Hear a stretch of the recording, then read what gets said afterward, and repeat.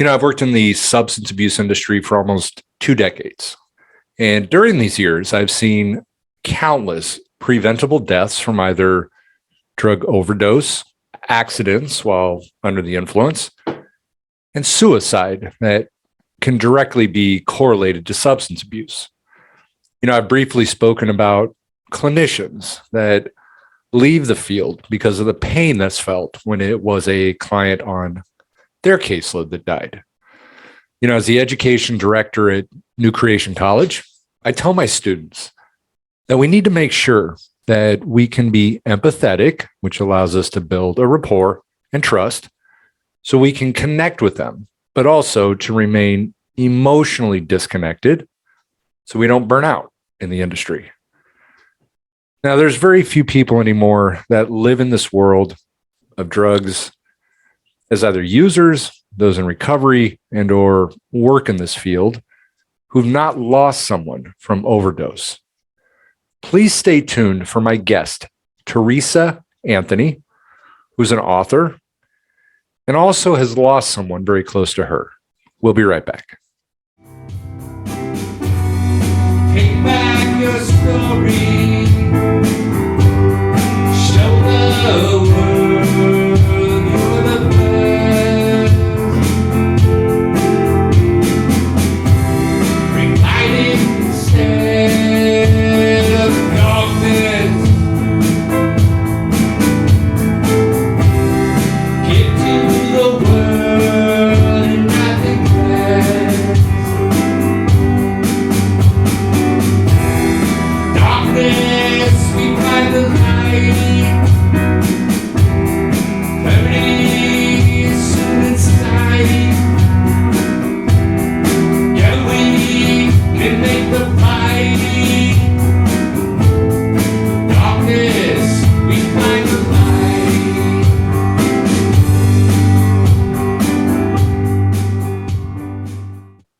Hey, this is Eric McCoy, and thank you for tuning into High Wall Clean. And hey, this is the show that promotes highness. But remember, the only way to stay high the rest of your life is by doing it clean. There's no side effects. There's no withdrawal. It's legal and it's free. Damn, that sounds good, huh? Now, this is a show about hope. It's about love, inspiration, and healing. There are a lot of people in our country and the world who are suffering. From April of 2020 to April of 2021, we had an estimated 100,306 overdose deaths. And that's an increase of 29.5% from the 12-month period prior to this, according to the Centers from Disease Control and Prevention. Unbelievable. There's also an average of 130 suicides every day. And ironically, and it is actually somewhat surprising that suicide slightly decreased in 2020 compared to 2019 by actually 3%. And just to add more fatalities to the mix, and approximately 95,000 died from alcohol-related causes, which has been the third leading cause of preventable death. Now, actually, this is the first time that I'm aware that overdose deaths have passed alcohol, which actually now makes overdose the third leading cause of preventable death. And then alcohol and suicide are actually very strongly connected, and actually even more so than other substances. People who suffer from alcoholism are actually up to 120 times more likely to take their own life than those who are not dependent on alcohol. Alcohol can lower a person's inhibitions enough for them to actually act on suicidal thoughts. It suppresses activity in parts of the brain that's associated with inhibition. And, any warning signs or signals that may have kicked in if a person was sober are actually unlikely to work, which can lead to actions they might not otherwise have taken, including self-harm and suicide. It's been found that nearly 1/3 of suicide deaths have been linked to alcohol consumption. And I have a very special guest today, and her name is Theresa Anthony. And she is the author of, well, the memoir, My 13th Station. And it's a story of her son, which I'm going to actually have her tell us about. And her new book, Hope Springs from a Mother's Broken Heart. This is 11 mothers who share how they survived the loss of a child. Thank you, Theresa, for joining me on High Wall Clean today. Hi, Eric. I'm so glad that you invited me to join you. And I'm really impressed at all of the work you just presented in terms of your research, because your data is immaculate. It's perfect. And it's very sad that these numbers are correct, but they are. And I think it just underscores the challenge that our society has in front of them. Only getting worse every year, it seems. But absolutely, it's devastating. Working in the field is hard sometimes. I've been in the field for 2 decades now. God, that seems like a long time. And I can't tell you how many deaths. Not in the actual program that I've worked at, but deaths of people that completed the program, left the program, and then we hear stories of that. It's tough on us to, clinicians. And of course, we've all lost, I don't really know many people that live in this world that don't know personally people that have been, that have lost their lives also. Mm-hmm. So I wanted to ask you now, your first one is My 13th Station. Yeah. I wanted to first actually ask you what that title means. I don't blame you for asking. It's a Catholic thing. I'm a Catholic, and I actually was gone for 20 something years and came back to the Catholic Church in my 40s. So when I came back, I was very drawn toward the imagery around the churches. They have these little pictures. They're the stations of the cross of Jesus, his trek to Calvary, to his crucifixion, and then burial in the tomb. And so there's 14 total stations. And when I came back to the church, I had a lot to learn. And this was one of the things that really captivated me, was understanding the significance of each of these steps that are portrayed. And I was very much drawn, and I explained it in my book. It was a really interesting story, but very much drawn to the 13th station, which is the one where it is depicted where after Christ has died on the cross, where they remove him from the cross, and it's very often depicted as laying him across the lap of his mother, his grieving mother. And in fact, the Pietà, which is a famous piece of sculpture by Michelangelo it's in the Vatican, but that's exactly what it portrays. And if I showed you the image of that, you'd know right away, But basically, so for many years, as I was, learning about the church and going to church at different places and stuff, I would go and take pictures of this 13th station at all these different churches, and I collected them in an envelope. And it said my 13th, it said 13th station on it, and I would just add more prints as I traveled and saw different ones. So I was kind of fixated on this. And so basically it just depicts the loss of a son. Obviously I'm not the Virgin Mary, and my son was not Jesus Christ, but it's the imagery of the grieving mother, that pain, that sorrow in her face, that captivated me years ago. And then when my son lay there deceased that day, when I had to go to the hospital to see him for the last time, and I am there with him, holding his hand and leaning over him. And I asked the grief counselor who accompanied our family, my ex-husband and I, that morning, if she would please take a picture of my hand, holding my son's hand. For the last time, I had my phone on a chair, and I said, "Do you mind just taking a picture of my hand with his hand?" And she took the shot, and then it was a day or two later that I looked at the picture she had taken. And Eric, it was the full length of my son in the bed with me leaning over like this, grasping his And I knew in that moment that someday I was going to write his story and I was going to name it My 13th Station. Wow. So that's it. Now, a lot of us, and people in recovery, and out there suffering, used substances to self-medicate, in a lot of ways. Now, most people obviously that, follow through on acts of suicide, like your son, obviously most likely used alcohol. And I know in his case, it was alcohol, to self-medicate himself. Is that pretty accurate? Yes. Let me give you just a little brief summary of my son's little journey, and I'll keep it small. But basically, my kid was his name was Matthew, just a really wonderful kid. I mean, every mother's dream and delight. He was just responsible and kind-hearted and loving and just a really thoughtful kid. So never had any problems with him ever. And he was a top baseball player all the way through high school. He was in varsity as a freshman, and he had just great friends and everything. He just had it all, and just loved by everyone. So it was when he was 18 and a half, he had just gone off to school, and he started complaining. We kept in touch the first semester there, every week or so we'd connect. And he was talking about having insomnia and he couldn't sleep. It was really distressing, where days on end, he was not getting much sleep. And so that was the first sign of something wrong. And then by Thanksgiving of that first semester, he came home and he woke me up in the middle of the night to sit on the end of my bed and sob.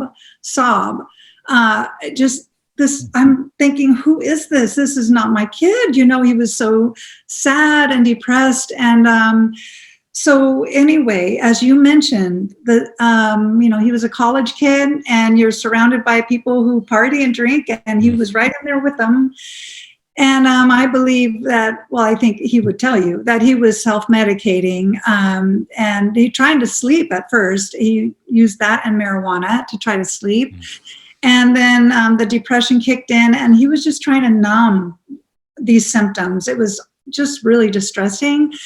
So anyway, over that period of that first year of college, it was when really it just started snowballing. And then he came home the following summer when he was 19 and said he didn't want to go back and he wanted to change his major and go to fire science program, which I love that idea always. That's what he wanted to do when he was a kid. And but while he was home, after being gone for a year, I really saw the drinking. I could see that he had a serious problem. And so that's how it just really, honestly, it was only, and of course, I did all the mom stuff. I took him to the doctor to find out what's wrong with him, get his blood work done. That did show liver involvement, liver issues showed up on the blood panel. He went to therapy. He only went once and he refused to go back.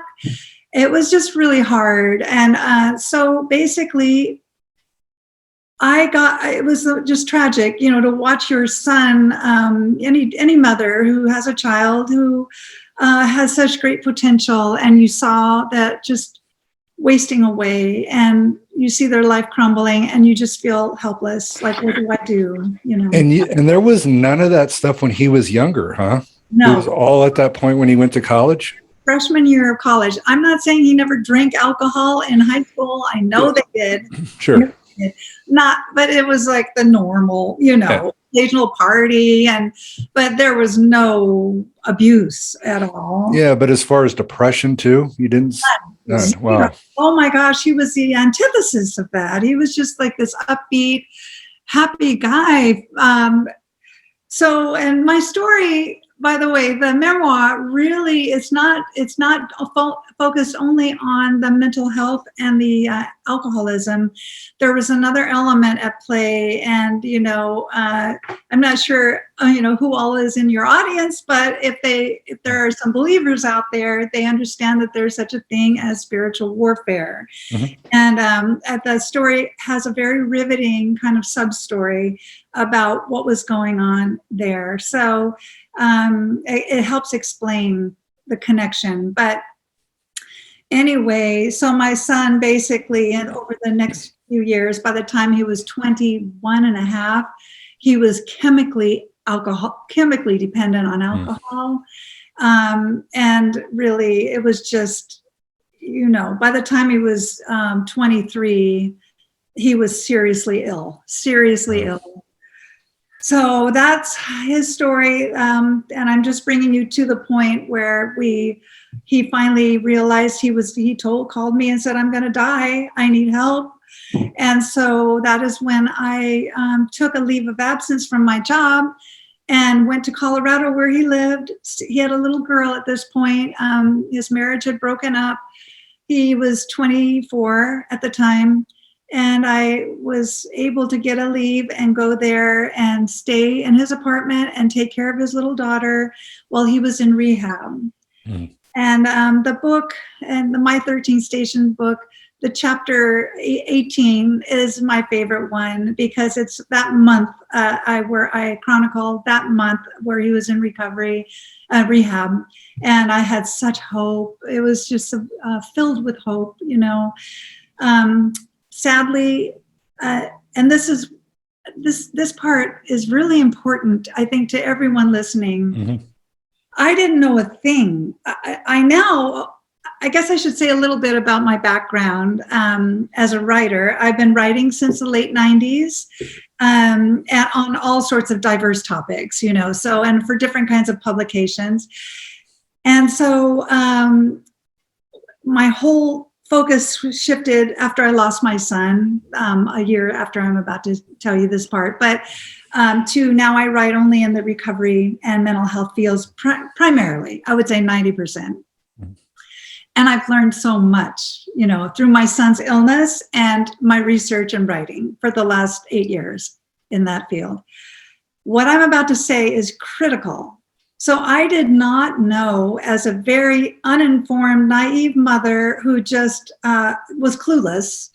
I had to read books to learn about addiction when he was sick. I didn't know anything. So Beautiful Boy was an amazing book that helped me so much. The big book, the Alcoholics Anonymous, I read every page. I had several books. I was self-teaching, but I knew so little. And so they had him in for 1 month of rehab, and that's all we could do financially. There were no more resources for a longer stay. Well, so when I went to go get him that day, he discharged.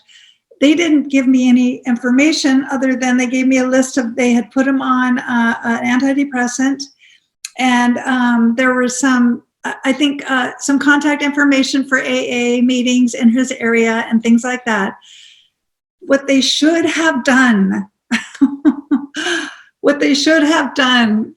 is told this mother who is about to take her son back to his house not to leave him. Don't leave him right away. He's vulnerable. And the kid needed 6 months. He needed 6 months of rehab. I didn't know. I thought, he's good. He's good to go. And now he can start his life again. And so before I left, I was there about 3 days, and he got himself all arranged with a local AA chapter, and he got himself scheduled for an outpatient therapy session the next week. And I'm like, cool. Okay, I've been gone a month. I need to go back to my life. And 4 days after I got home, my son, I was informed, I got a phone call that Thursday evening, from a sheriff telling me, I'm so sorry, but your son, and this is a year before he died. So this was a first suicide attempt. My son had jumped off the 4th floor of his building. Oh, wow. And was being life flighted down to Denver to a level 1 trauma center. So devastation, just absolute devastation. And truly that moment was the beginning of the end of his life. He only lived 1 year after that incident, although he tried valiantly to remain sober for that following year in recovery. Went to meetings every morning at 7 a.m., just did everything he could. He had a sponsor working the steps, just wanted to, because they took everything from him. He lost his job, he lost his apartment, he lost his daughter, he lost everything. And talk about something that would just exacerbate depression. And here he's trying to stay sober. So where was he living then? Okay, so he came back to live in California after he recovered from all of the injuries. We talked him into coming back to being close by. So we had him in sober living near us. My ex-husband and I, we all lived within 10 minutes. And so that way, because we both worked full time, we couldn't keep an eye on him. I mean, we were so afraid he was going to do something crazy, so sober living helped him kind of get started. And but the big problem was that, so I guess my point back there was that our recovery programs need to also educate the family about the monster of addiction and how it works. And that means you don't just say, here's your loved one, bye, good luck to you. You need to put things in place. And yes, I know they have to own their recovery. It's theirs to have and not ours. But in a case like this, where he lived all alone, he didn't have a roommate, he didn't have anyone there to, call us and say, hey, I think there's something up with Matt, right? And he needed someone with him for at least a few weeks. Yeah, I want to tell you, there's so many failures within the substance abuse industry. Did you guys have like family groups meetings when he was in the program? Yes. So because I was staying in the mountains, he worked for Vail Resorts. So he lived up in Summit County, up in the mountains. So I was staying in his place and he was down in the Denver suburbs. So I would 3 times a week drive down the mountain, 2-hour drive each way. I did this 3 times a week so that I could participate in his recovery. And so once a week out of that was a family group, which was wonderful. They had some really excellent clinicians and, some really wonderful exercises, things that we did, worked as a group. And I think they were really helpful in this way. And I'm grateful for the program. I thought was really excellent. I don't have complaints about that. But it's the discharge stuff. Yeah. And not what I wish I had said, he really requires 6 months. You might look into Salvation Army or somewhere that could give him a good 6-month block. There was no recommendation or guidance. And so was there, because it sounds like in his case, it was mental illness was the primary, with the depression. Now, what year was this? Okay, so he died in 2013. He went into treatment the year prior, the end of 2012. So this was really before insurance was. So you paid private? Was that the? Yes, we didn't have. You're right. It was before they started. I think Obama. The Obamacare, the things. Yeah. It was right on that cusp. And so, we were able to get some scholarship money, some help that way through the recovery program. They did offer some scholarship help, which was great, but the rest of it was privately financed. And that's, a burden. Back then it was a really... Oh, sure. Yeah. This is one of the things that I hate. Okay. And nowadays it's even more interesting because now insurance does pay, but they want to cut people off, at, they put like nowadays, they'll go through detox and then they'll say, you know what, straight down to outpatient. Oh boy. Insurance companies do not want to pay. And this is one thing that just really bothers me because, clinicians, as ethics, when we look at ethics, our job is to always look out for the best interest of the client, never do harm, always do good, treat everybody the same. And so as clinicians, and especially as a counselor, it really is their job to fight for the person. If we see somebody that is in imminent harm, by leaving, the program should keep the person. I mean, honestly, that's the way I see it, Do too. But again, they're trying to make ends meet too. And absolutely. And that's where the dilemma comes, because it is a business too. I mean, obviously, and so, and that, like I was saying, that's what really just bothers me so much about everything. And I see it all the time, I see it all the time that, well, they're not going to pay. And I get it. I mean, programs can't put everybody in for free because then there's not going to be a program. But if nothing else, tell them, in this case, it was not a minor, but my adult child. And, and I had met with his therapist a few times. So he knew that, he knew everything. And I don't know, I just think had they just given that little bit of guidance, like, like, don't leave him alone. Yeah. He has depression. Well, and put him on these meds. And, you might want to consider staying in town for a good few weeks to make sure everything's stabilized. He's got to take the reins, but if he's going to his meetings and he's got a support network set up, then that's a good time to transition back to your home. Now, and you're right, because, when anybody leaves treatment, they should never go live alone. I mean, that's just the reality. I mean, that's the setup for failure, is for somebody to go home alone and just live alone. It develops into isolation, And Eric, the thing is, I've learned since, because this is what I write about all day long now in research, is even going back to your place where your furniture is still in the exact same spot, and that habit of this is where I sat and drank till I passed out every night, that it's an automatic reflex, not to mention, because I was staying in his house, I got rid of everything I could find with any, like even vanilla extract in the right. Hey, you never know. Seriously. But, they just, it's just such a vulnerable, I have learned so much about that first year in early recovery.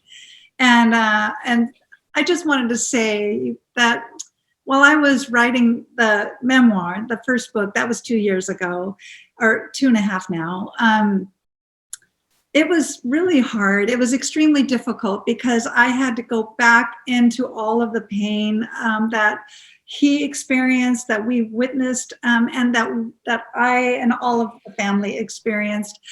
But one of the most poignant things in this book, I believe, is I included in the book some of the things I found in his backpack. I found a folder of his worksheets from rehab. He went to rehab again in 2013, and that's later on in the story. But this first one in Denver, there are worksheets that they use, the therapist, and I came upon these in his backpack, and I sat there, I was in the garage, and I have all these things, I'm on the floor, sobbing, reading his answers. And I just feel like, I watched one of your interviews with another mother, and the point she made was so valid, that until it impacts someone you love and care about, it's easy to be, that stigma is so real. And, people are very harsh in their judgments, the things that they might attach to someone with a substance problem. But I'll tell you, when I read my son's answers and those questions, he was riddled with so much shame and sorrow at what had happened to his life, and how he even pointed out how I used to be handsome and now I'm just fat and out of shape and sick. And I think one of the saddest ones was the exercise was, imagine you're a piece of luggage. You might know this one, Eric. Imagine you're a piece of luggage. Are you a sturdy, a hardcover piece? Are you tattered? Are you faded out? And it had like 6 different descriptions of a piece of luggage. Mm-hmm. And my son selected faded out, and he was at the time 24 years old, that he saw his life himself as just a shadow of what he was. Yeah, I think, you kind of touched on like the stigma. I mean, I think that society is a huge part to what we see. I mean, I really believe this, because, and just like you said, I mean, unless it touches you, they don't care. Mm-hmm. And all you are is a waste of space. You're just a problem. You need to go away. And that's the reality. I mean, like I started I'm doing a radio show now. It's called, it's on Johnny Rock and Roll Radio, called Hot Topics. Mm-hmm.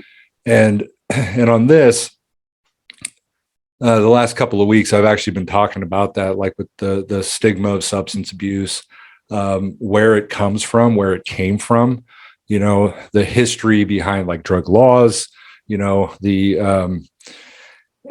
it's just so horrific to me, and it really bothers me. I mean, that's one of the things I try to do. We fight the stigma of substance abuse and give a voice to those we've lost. That is, I've actually wanted to start another one. I got too many things going on, but I wanted to start another one called A Voice to Those We Have Lost. And I wanted to actually make each episode of somebody who has passed away, and going in line with like, what would that person say today? What would be, a message that could be given, and because I think, I don't think these people have to die in vain. That's the reality. Jody Barber, one of my great friends, we met at the event, that we were at, and she's a beautiful lady, is out there, fighting,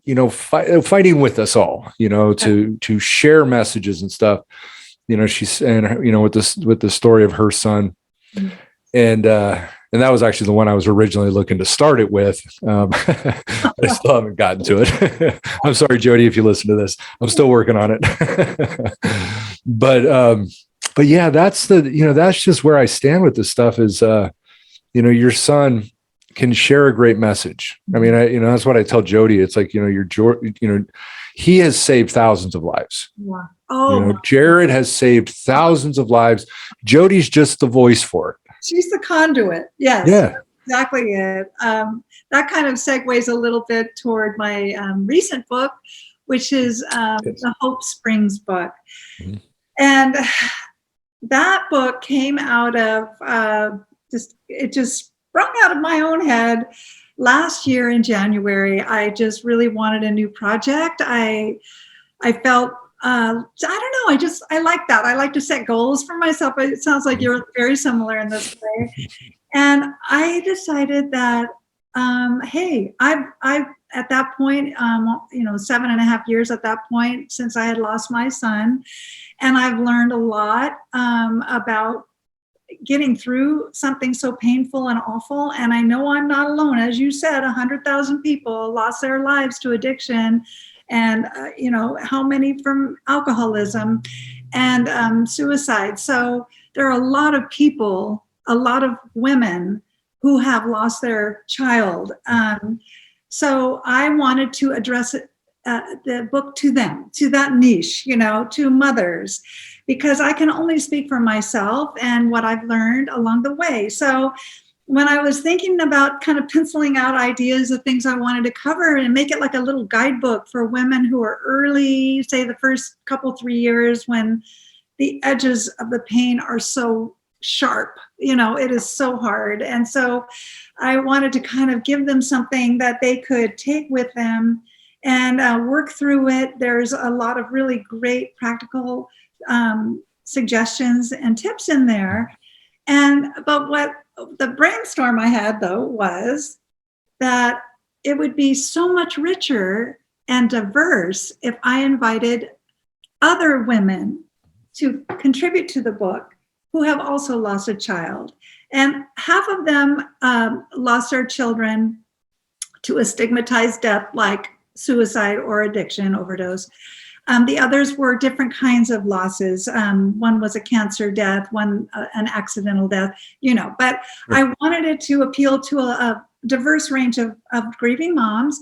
But the first person that came to my mind was Jody. Mm-hmm. So I reached out to her, and I had met her when I was a newbie. I had only been maybe a month or two into my own grief journey after losing my son when I met her. And she was 4 years ahead of me in the journey with the loss of Jared. And I was so impressed by her. I was just blown away at what she could accomplish while being in that much pain, And then I met other women along these years. So I invited them, and I'll tell you, this book, because of the different types of illness, like for my son, it was depression. It was called a dual diagnosis, as you know. I mean, he had co-occurring illnesses. He had primary was his mental illness.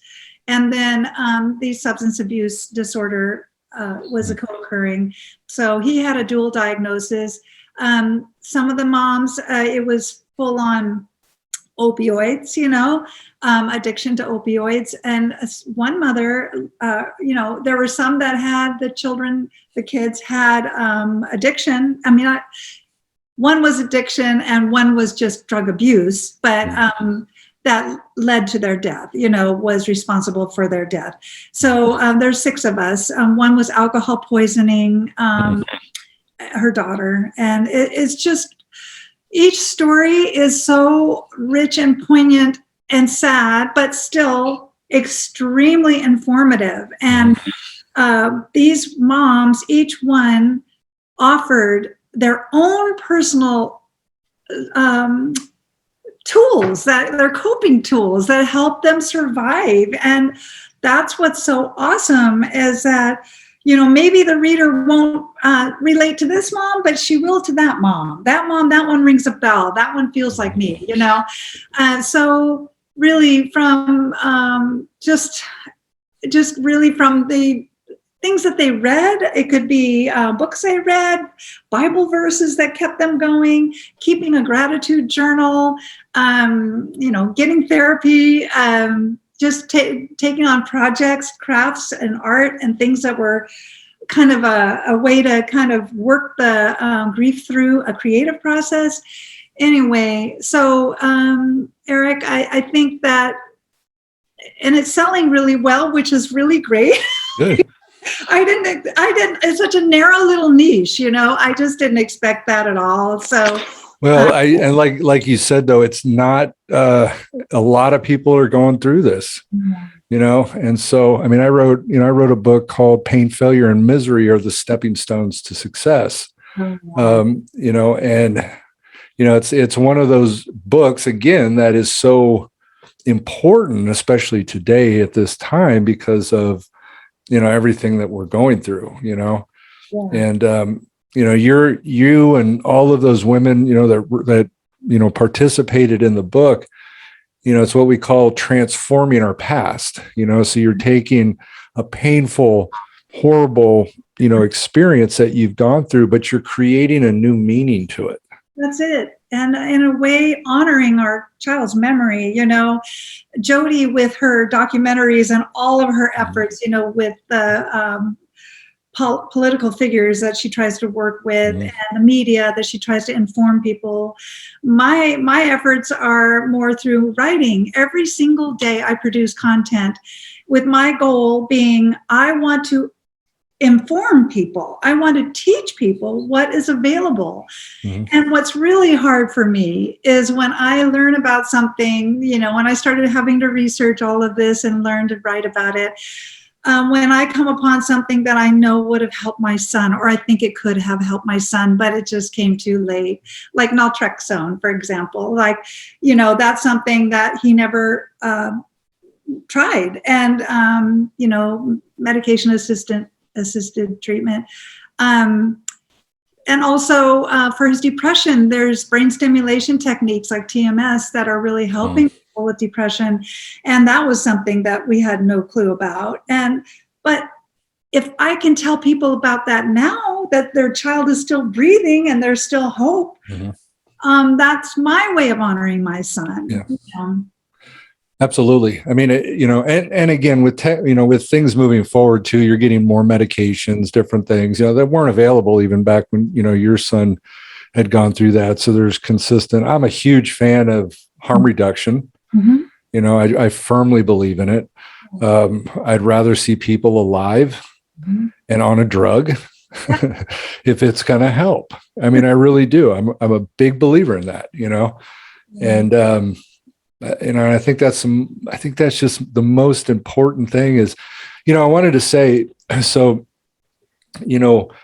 with that whole stigma, going back to that, it's like families, parents, mothers and fathers, so many are ashamed, that fall into that realm. And then, and I don't know if you did this, I was going to ask you on this, but, then you have, somebody die, and it's never discussed at a funeral. Did you bring it up at a funeral? At my son's? Yeah. Okay. As far as getting up to speak about it, I didn't speak at my son's funeral because I was so distraught. There was no way I could do it. But I will tell you, if you don't mind, can I read just a little teeny thing? Sure. I made a dog ear here because I just think it's that important.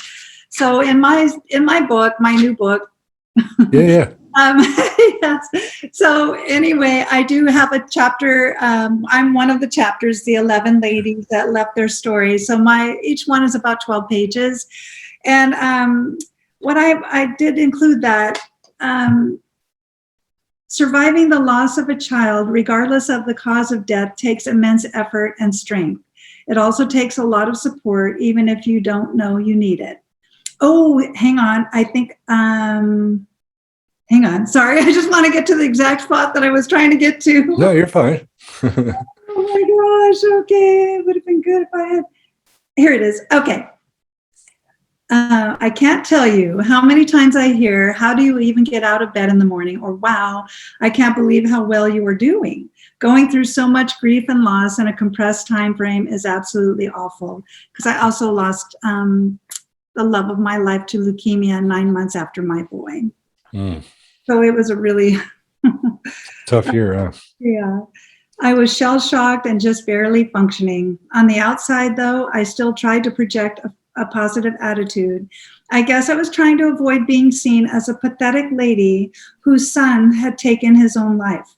I didn't want to be pitied, but for parents whose children die a stigmatized death like suicide or an overdose, pity does come with the territory. Not only pity, but discomfort and avoidance too. Mm-hmm. It is too much for many people to process or comprehend. And I think that, and I go into that more later on in the book, but they don't know how to approach you. They're uncomfortable with the topic. It's one thing if you've lost a child to another sad way that's, socially acceptable. But when you've lost your child to one of these, like addiction, overdose, or suicide, there's just this fear around it and discomfort. And so what I do, to answer your question, do I speak about it? Not at his funeral, but I bring it up all the time. When people ask me, how many kids do you have? And this is what you always get asked when you meet someone new. Within 15 minutes or so, people ask, how many kids do you have? And only once did I avoid mentioning my son because I just didn't want to go there, right?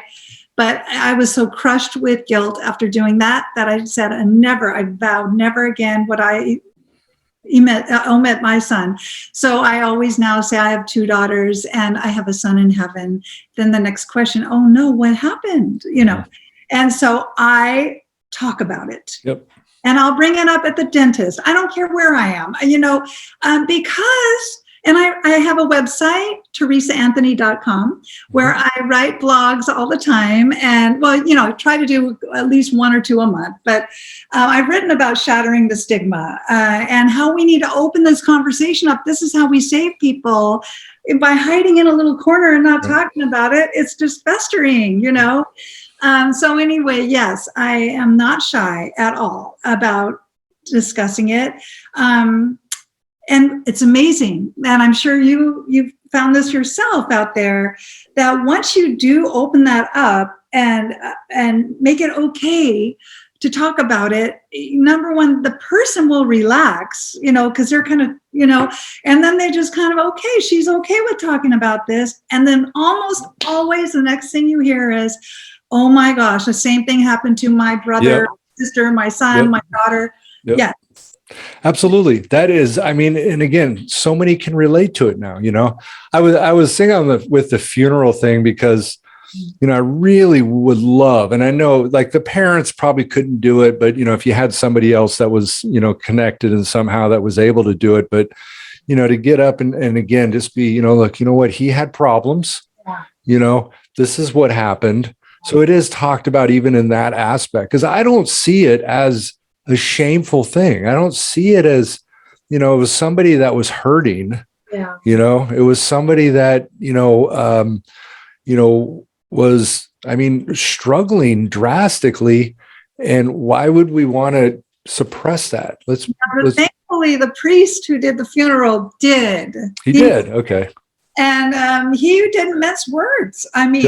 He talked very clearly and it was, So it was discussed there then. Yes, just not by me. I couldn't do it. No, and I no, 100%. But that's like if somebody else did it, that's perfect. Because everybody, there are 400 people in the room, right? 400 people, captive audience, and this casket with my son inside of it, right there in the center. They need to know what led to that. They need to understand what led to this point. And especially at 24, 20, he was 25 when he passed 25. away. And it was just the most, what was shocking, I think, we were all shocked because he was on a good trajectory at that point. He had sadly had several relapses over that period of a year. And every time, oh, Eric, gosh, it's the most tragic thing to witness. Not only from my point of view, just it crushes you every time, but he was riddled with so much shame and guilt every single time. And every time he did, it would be one day, he'd fall off for one day, but he'd become obliterated. And nearly poisoning himself. That's how bad, and just he would sob, and there was so much despair, and it kept getting worse and worse and worse, and he'd lose a job over it or whatever. And then the hole got deeper, and so anyway, it was just really shocking because he was on a good trajectory at that point. He was on seeing his friends, out hitting baseballs with his old baseball friends and playing tennis, and really seeing his dad and just super. And his daughter was coming to see him in 9 days, So for that to happen that day, it was so like cognitive dissonance. Nobody could grasp it, And then after a few days had passed, I realized, oh my gosh, the men in his group at the sunrise, whatever it's called, at the 7 a.m. AA meeting, there was a wonderful group of men who were in their 50s who took my son under their wing. And he went every morning, and they were just the most wonderful people. And, for a year, right? And I thought, oh my gosh, you're probably wondering where he is. So I think it was 4 days after Matt died, I went to the meeting that morning at 7 a.m, and I saw who was leading the meeting. I introduced myself, and I shared with him that we'd lost him and that he had taken his life. And oh my gosh, the outpouring from that group. They got up one after another and came and embraced me. And they were so amazing. It was very touching. Yeah. And then about a week later, I got a letter from one of the men, and I actually put 2 paragraphs or so in the book, the memoir, about what he wrote about my son and how he had tried more than anyone he'd ever known to succeed in recovery, that he'd never seen anyone try that hard, you know. Yeah, I'll tell you, and I in listening to the story, in sense, is that, there's a huge ambivalent nature to addiction. We all go through this. Meth was my thing that almost killed me. But I had alcohol problems too. And I mean, I was one that, at some point in time in my life, I found problems with everything. But, I can almost imagine, with him that, he goes through these days of like, yeah, recovery's great. I'm fighting for this. I'm going to do this. And, and then you wake up the next day, and it's like the way our brains work, that it's like, I don't know why I'm doing this. Why am I doing this now? And I can almost just imagine it that, then he drinks. Yeah. That reduces those inhibitions. Like I was saying, Yes. all of a sudden fear goes away, and then it becomes easy to do, and Eric, this is the thing that's so intriguing about the story. And I'm not just trying to hawk the book. I just really believe in the message of this book and the spiritual element of it. And I believe, that he was buying into the lies of the devil, basically, that the devil told him he's worthless. Just give it up, save them all this misery. He wrote a letter and left it for us, and basically saying, you're better off without me, and so yes, it is a mind thing. Whatever's influencing the mind, whether it's the mental health issue, a demon attached, whatever it is, it's very powerful and can overcome someone in an instant. And I remember one day talking with him. We'd go on hikes together when he was in recovery that year.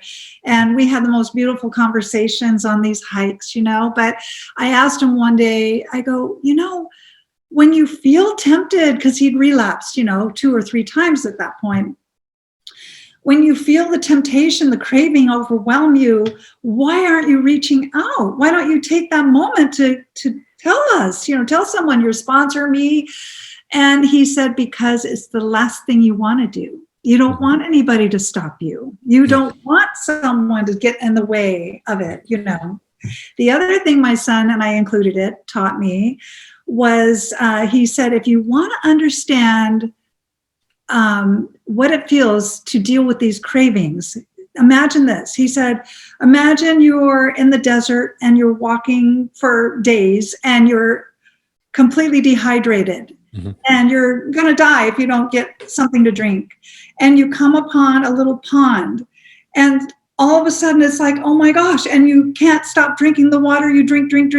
He said, that's what it feels like you can't get enough. You can't get enough. It's like this sustaining thing, So he was trying to explain it in terms that I could grasp, In other words, in my rational mind, if you feel the cravings, just pick up the phone, But he was trying to tell me that it's way harder than that. The cravings are the true suffering of the addict. Yeah. I had 11 years clean, and originally my sobriety date was January 4th of 2002. January 13th, I relapsed after having 11 years. And during those 11 years, I'd been, counselor, program director, clinical director, owned a program, so it's like, we should know, right? And, it's one of those things. I lost my passion is really what it came down to. Made a couple stupid decisions. I refer to meth, for instance, the name we always called it was shit, which is kind of a great name for it. And also, you could refer to it as the devil, because it is the truest of temptations, your mind all of a sudden just focuses on the good. We lose focus on the bad, you know. I like the correlation in the sense with the water, for instance, you know, because for some reason with addicts, and there's different debates on why, but you lose that satiation point, right? So you eat food, you know, and in the mid part of the brain, you have that go switch, right? So you're starving, or you're, you're dehydrated, right? And so that go switch kicks on. That's the survival part of the brain, the mid part of the brain, right? There's no cognitive thinking in there. Right. And so normal process is that you would then go find food, you would eat, and then you have a stop switch, which is in your prefrontal cortex that says, okay, I've reached my satiation point. I'm done. I'm good. For whatever reason, that stop switch is broken. And so you never reach that satiation point, you know? And when we're looking at addiction and where drugs have the effect, it's the mid part of the brain. That is survival. Yeah. What's above survival? Nothing. Yeah. You know? And so that's where it gets scary. I teach at a school in Ontario, and for people working to become substance abuse counselors. And I also do some counseling. And that's what we, I teach on physiological effects in the brain and how all that stuff works. And, and it is fascinating. It really is. You know, why can some do it and others can't? Yeah, that is the thing. And they don't know. They have not, they meaning science, has not yet identified, for a while, oh, that's a gene, you have the born with this gene. Now it does run in families. I mean, we know that, but is it nature? Is it nature or nurture? That's the, nature versus nurture is the biggest debate. And so I think we're probably a decade or two out from really understanding what is the mechanism, the chemistry in our mind, our brains, that causes that faulty switch, that shut-off valve. I don't know. Now, some people, one thing they do talk about, which I would agree with, is that, there's some form of pleasure deficiency, and I kind of agree with it to a certain extent that, like I grew up and I dealt with depression, when I was younger and stuff as a kid, and I didn't get treated. I was just kind of an awkward, kid and didn't find a lot of pleasure in things and was just kind of blah through life, kind of thing, until I found alcohol. Right. And I remember that first time drinking and I was just like, oh my God. And then I got horribly sick, and then, I was smoking pot, and, everything that I was doing was just like, wow, this is great, because now I'm feeling different. Right. I found meth, and then I was on top of the world, and then of course I had drastic, my thinking is truly insane, right? Because I was the kind of person that I went to rehab numerous times, with the thing is I got a meth problem. Right. And I'm not going to stop other things, but meth's my drug of choice, and that's my problem, right? So, I mean, and here's how insane my thinking is. I would say like meth's my problem. So, what's wrong with crack, right? People are like, "What the hell you think?" But yeah, I did that. And I was like, I'm just going to smoke crack. I was like, I'm just going to do heroin, right? And that was my thinking. It was like I want to be happy, successful, and stable, but I don't want to be clean. Yeah. And that's why for my podcast, this idea of high while clean is so important, because it's not about giving up highness. It's about, figuring out a different way to do it. Yeah. I'm sitting here right now getting high with you. Right. Right. And because it's that dopamine. It's the same thing. I feel pleasure, in communication. I feel pleasure in teaching. I feel pleasure in, various different, zip lining or, and like I said in the very beginning, there's no side effects, right? It's legal, so I'm not going to go to jail for it. There's no withdrawal. It's free. And it's free. Absolutely. When I look back, and a lot of what you're saying, it's just, I have so many thoughts, but when you're, what's the word, captured into this this addiction vice, that happens in the brain that just gets you in the clutches, right?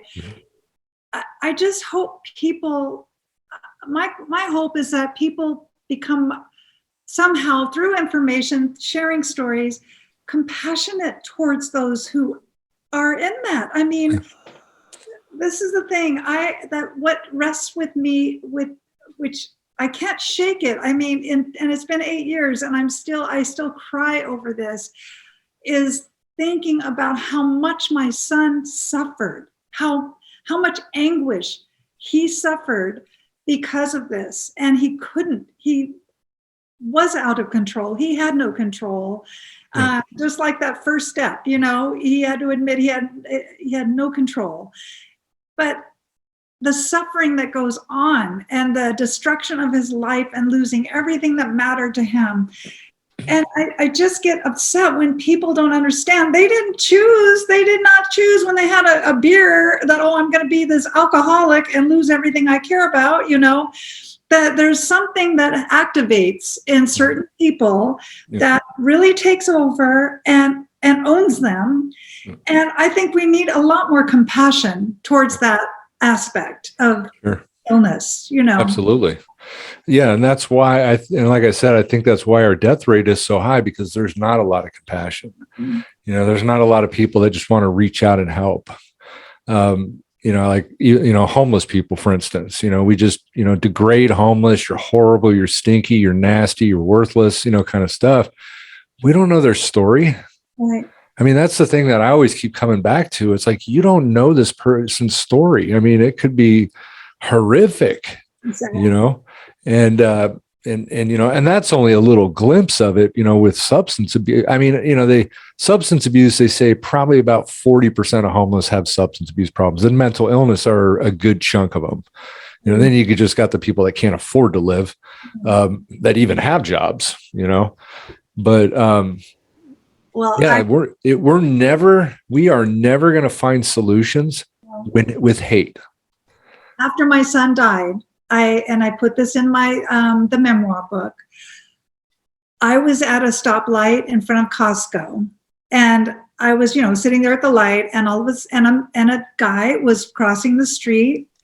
And as he crossed the street, I could tell he was homeless just by his appearance, And then as he got closer, I could see that he was alcoholic. I know what it looks like, And my heart I wanted to jump out of my car. I did. Because I thought, that's somebody's son. He was probably late 20s. Mm-hmm. And I thought, that is somebody's son. It could be somebody's daddy, like my son was, Mm-hmm. And I just so wanted to say, go get some help, And instead I didn't. I just sat there saying, oh, Lord, just please, bring him to you. And hopefully someone will guide him into help, into treatment. But you're so right. We need to look beyond. We don't know their story. We don't know how that young man that I saw ended up in that place, And anyway, I think it's a humanity story. This is a story of humanity, and we're all suffering this life. This life is hard, right? And it's full of pain, and there's joy too, thank God. But our ability to cope with the pain and the setbacks and other issues is varied. We all have a little toolbox that we've got inside of us, and to varying degrees, right? Yeah. Some people don't have all the tools they might need. They need help. They need help. I mean, everybody has problems, and everybody finds the solution that works for them at first. It doesn't, obviously, your son for drinking, he found alcohol and it worked.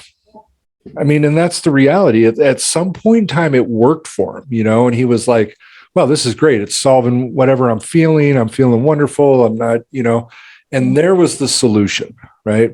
Now, obviously, he continued with that solution, and then eventually it stops working. And then eventually it becomes your worst enemy, which is basically what happened. But it's interesting to me because everybody has that, like workaholics, for instance, right? Workaholics lose families. They give up, normal events they would normal, all the symptoms that people experience with substance abuse, workaholics have except one, they don't have tissue dependency, right? But we encourage that. We're like, hey, good job. You're financial, supportive. But here's the cool part, okay, is that, and I tell clients this when I work with them, I tell them that you guys are the luckiest people in the world, right? And I believe this because they get an opportunity to work on things that other people don't. I mean, think about this. How many people sit down and go, I'm going to work on my self-esteem today, And I do that with clients. I mean, I'll sit down with them and we'll work on exercises, things to improve your self-esteem. Nobody else does that. These people actually have an opportunity to become healthier, stronger, better than other people that have never been through it. True. Because pain is, the more pain we have, the more lessons we have. You, for instance, have experienced a lot of pain, right? Because of your pain, you have stood up, right? And you have done something to help other people. And that's the beautiful part, because not everybody does this. That's the beautiful part about you and what you're doing, is that you've dealt with the situation, with your child, which is painful, horribly painful. And then, now you're at a place where you're standing up, you're reaching out, and you're trying to help people. Sadly, it would be wonderful if we would have these huge advocates without having to have gone through that. Yes, that's true. But it doesn't happen. No, because people don't care until it hits them. And then you have that impulse, you want to help someone with that pain, Yep. I just wanted to also say, and this kind of sounds weird, but I know that the recovery community those are your people. And if there might be one thing that could possibly deter a relapse or a suicide attempt, it would be to read a chapter. I call it A Day in the Life of a Grieving Mother. It's in my second book, Hope Springs. I outline a typical day, my emotional life during a typical day without my son on the earth anymore. I'm telling you, I think if nothing else, it would just kind of give pause, that because most of them still have a mother living on the earth, that they might think twice if they knew how it will impact their mom. Yep. If they should lose their life to this. So anyway, I just wanted to point that out. Yeah, absolutely. I think that is so. I had Jody. We actually periodically, I'll do this. She'll come on Zoom for while I'm at the program, and we'll show her documentaries, and then she'll talk to them and stuff. And that's really the point behind it too, is to remind them, that you don't want to do this to your mom or dad, and it is something that you can tell they do think about. They're like, yeah, you know what? I don't. Every one of them. See, and that's the thing. Your son, I guarantee, was a great person, right? And I notice this every day. Okay, when I work with clients, when you look at while they're drinking or while they're using, sure, we could look at them and say, damn, what a piece of shit, right? That's, you kind of, people can say that, right? But here's the thing though, when we get clean and people find themselves and who they really are, I find people that have substance abuse problems to be some of the most beautiful people out there. They're passionate, they're excited, they love, genuinely, like, have a love that you don't see with other, and I think I'll tell you something too. I was thinking about this, was that I think substance abuse people, right? We're probably more emotionally honest than other people, right? But that creates problems, because most of us don't like emotions, right?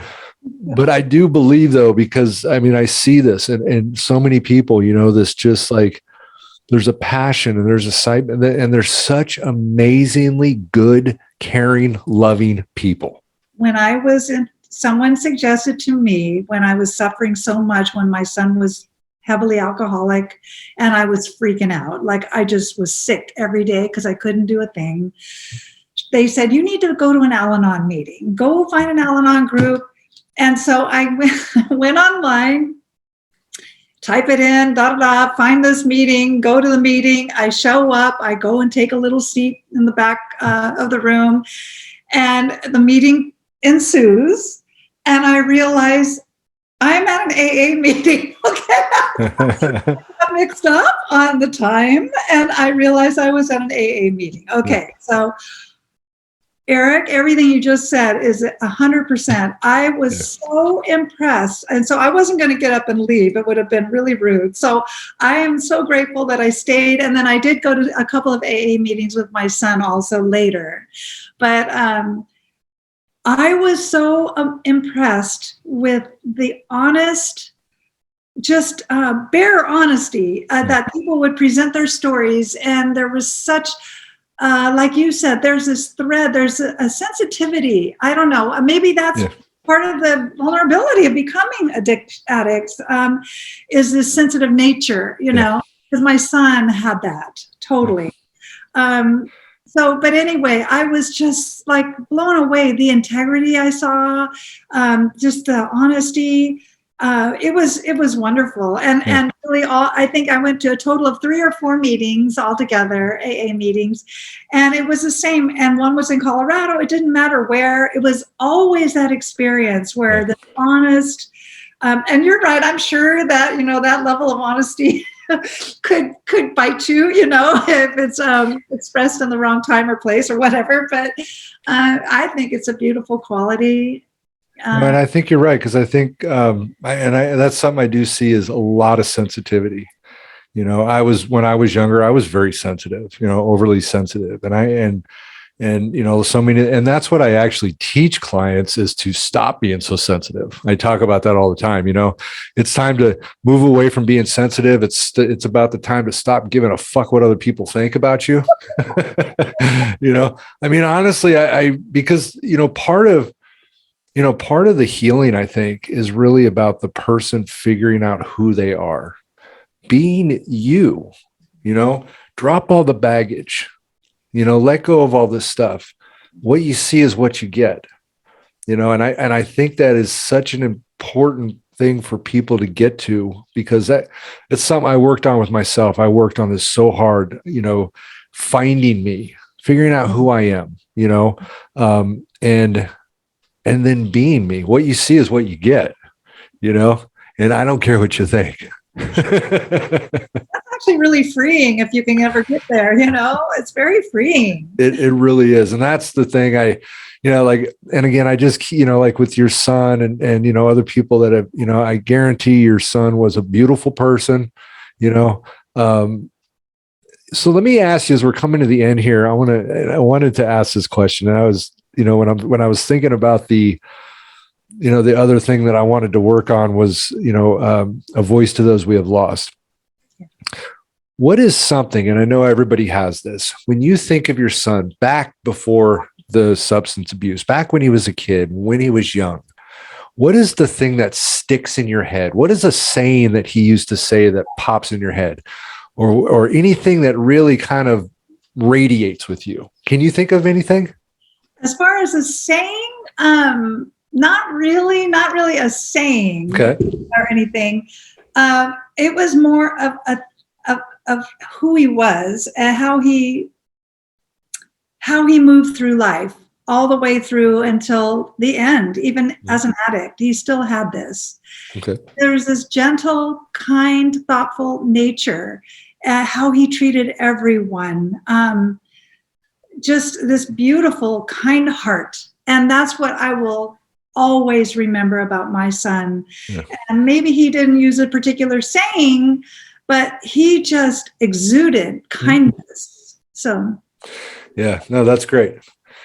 That, like I was saying, that's kind of the thing that really, I've thought about for a long time is I want people to hear that, these aren't bad people. These are good people. These are loving people. These are people, just like you said, is what I see across the board in general. I mean, you've got your exceptions, but the truth is I don't think there really is, because I think the people that we think are exceptions, I don't think they're them. I don't think they're being who they are, And I think that's, because I like when I work with clients, I see this. You get some of the clients, you're like, oh my God, I can't stand this guy. We don't say that, of course, but I start to realize though, and I really kind of look at them, and I'm always that person that like, how can I get to this person? That's what I always think about. How can I get to this person? And when I start looking a little bit deeper, I start realizing that they're not being themselves, because you'll see like glimpses where they're genuine, they're different a little bit, and then they quickly resort back to being that behavior that we don't like, And so again, it's about separating behavior from the person. But it also goes back to your point that you made earlier about finding your way to you, finding your way to that honest, authentic you, yep. And living that. Yep. And while they're in treatment, working with you, they haven't gotten there yet. No. That's and the good thing about the one thing I do like is that I actually work at the outpatient, right? I'm not currently working in the resident, because I also have the school, which is in the same place. But I get to work with the outpatient, which I like because they're a little more further down, But they're still in that same place. They're not there yet. They still have a long ways to go. And I agree with you when you said that, like any short-term treatment for like residential for somebody is absurd, It's a complete waste, really. Yeah, I honestly think like 6 months, that's the way I see it, is like, these people need, and I was fortunate in 2002 that I got arrested. I know it sounds crazy, right? And I actually got arrested 4 times in 6 months in 2001. And so I was looking actually at 15 years in prison, and luckily that didn't happen, but I did do time, I did have to do time. But part of my sentence was a 6 months residential after I got out of custody, right? So I had about almost a year near clean when I got out of custody. And then I had 6 months in a residential program. So I had a year and a half basically after I got done with the residential program. And then I opted and decided to stay in a sober living for a while, and so I did long-term, because I had done it many times before. I didn't trust myself. I didn't have faith, because if I looked at my past, I didn't have a good record. You just say you had that 2-year block pretty much. If you add it all up, it's almost a 2-year block of time. That's what it takes to change the chemistry. I mean, you're completely rebuilding your neural pathways, and it doesn't happen overnight. It takes a long time. Yep. And to establish new healthy habits and all of that stuff you have to do, it takes time for those to become routine, And it does. And also practicing recovery skills. That takes time. You don't just walk out and know how to be. You have to all those tools that you give your clients. It takes time to be good at it, to, be effective at using those skills and stuff. Yeah, I did not want to leave. I didn't want to get out of custody. Mm-hmm. And I know that's crazy, but because I felt free. I mean, ironically enough, freedom was something I realized is actually an internal, not an external thing, And that freedom, and I realized it, right, at a moment when I was being transferred from one place to another, right? And I was sitting in a holding cell with this guy. Mm-hmm. I have no idea what we were talking about, but I remember I started laughing. I started laughing so hard, I was crying. My stomach was hurting, right? I hadn't done that in years. And I felt that highness, right? And I felt so good that I was afraid to leave. When I finally got my release date, I didn't want to go. I mean, I know it sounds crazy, but I felt this freedom being locked up in a jail. Well, I know we're closing out, but I just have to say, you made me think of something. I told you we took hikes, my son and I, during his year in recovery, before we lost him. And I remember how he had changed after that first suicide attempt when he jumped off the building. He just was never the same. It was like he was still him, but he wasn't the same as he used to be. Right. And there was just this kind of guarded something in him. And then one day on a hike, we talked about baseball because he loved baseball so much. And I said, you know what, Blue? His nickname was Boy Blue.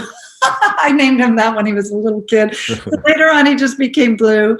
But I said, Blue, you need to play baseball again. And he was like, no way. Look how old I am. There's no way. And I said, no, there's these comeback stories, the guys who beat addiction and come back. And he was really talented baseball player, right? And I said, do you miss it? And he goes, I do miss it. And I'll tell you, Eric, in that little sliver of time, I saw the essence of my son back in his eyes. I saw it, and it didn't last. But I just saw that glimpse of him, and I'm looking at your banner behind you, High Wall Clean. And I thought, sadly for him, he didn't get to that place. He didn't get to the high place yet. Right. He'd go 90 days max and he'd fall down. He'd get 60 days, fall down, 90 days, fall down.